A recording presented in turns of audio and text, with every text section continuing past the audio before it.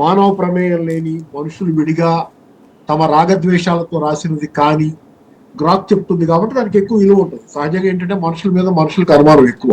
వీళ్ళు చెబుతున్నారంటే వీళ్ళు కావాలని ఏదో చెబుతున్నారు, వీళ్ళ వెనక ఏదో ఉంది, లేకపోతే ఏదో పత్రిక చెబితే వాళ్ళకి డబ్బులు ఇచ్చి రాయించారు, ఇట్లాంటి అనుమానాలు ఎక్కువ. కాకపోతే దీనికి ముందు నుంచి కూడా చాలా సందర్భాలలో చాలా మంది ఈ సంవత్సరంన్నర కాలంలోనే రేవంత్ రెడ్డి గారి అధికారంలోకి వచ్చిన తర్వాత చెవుల్లో గూడు కట్టుకుని చెప్పినాయి పత్రికలు. ఎకనామిస్ట్ పత్రిక లండన్ నుంచి వచ్చే పత్రిక. ఆ పత్రిక స్వయంగా పెద్దది, నేను ఇప్పుడు కూడా చదివాను దాన్ని. చాలా స్పష్టంగా కేసీఆర్ గారి హయాంలో జరిగినటువంటి అభివృద్ధి గురించి, ఆ రోజు జరిగిన పరిణామాలు, తెలంగాణ ఉద్యమ సమయం నుంచి కొంతగా మార్పులు రాసుకుంటా వచ్చి కేసీఆర్ గారు అధికారంలోకి వచ్చిన తర్వాత అసలు మొట్టమొదటి వీళ్ళకి అనుమానం వచ్చింది ఏంటంటే, రాసింది ఏమనుమానం అంటే తెలంగాణ ప్రజలు తాము పరిపాలించుకోగలరా అనే ఆంధ్ర వాళ్ళ ప్రచారం, వీళ్ళు పరిపాలించుకొని వీళ్ళనే ప్రచారం దగ్గర నుంచి మొదలుపెట్టి దాన్ని కేసీఆర్ ఎలా తుత్తునియలు చేసి తెలంగాణని దేశంలో అత్యద్భుతంగా పరిపాలించి నెంబర్ 1 సీఎంగా అయ్యారో ఎకనామిస్ట్ పత్రిక ఆ రోజు జూన్ 2024లో రేవంత్ రెడ్డి అధికారంలోకి వచ్చిన తర్వాత రాసింది.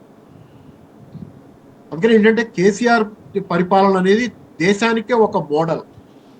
కేసీఆర్ తెలంగాణని పరిపాలించడంలో ఎలా చేయగలడనే సందేహం. రెండోది, అక్కడ సందేహం ఎందుకు వచ్చిందంటే చాలా సందర్భాలలో ఉద్యమ నాయకులుగా పనికొచ్చారు తప్పితే తర్వాత పరిపాలనా పరంగా వాళ్ళు విజయవంతం కాలేదు. వాళ్ళు మంచి ఉద్యమ నాయకులు కావచ్చు, అది కూడా సందేహం ఉండేది కేసీఆర్ గారి మీద. మంచి ఉద్యమ నాయకుడు, రోడ్ల మీద గొడవలు ఆందోళనలు బాగానే చేయగలుగుతున్నారు కానీ పరిపాలించగలడా అని ప్రణబ్ ముఖర్జీ కూడా అన్నట్టున్నారు ఈ విషయంలో.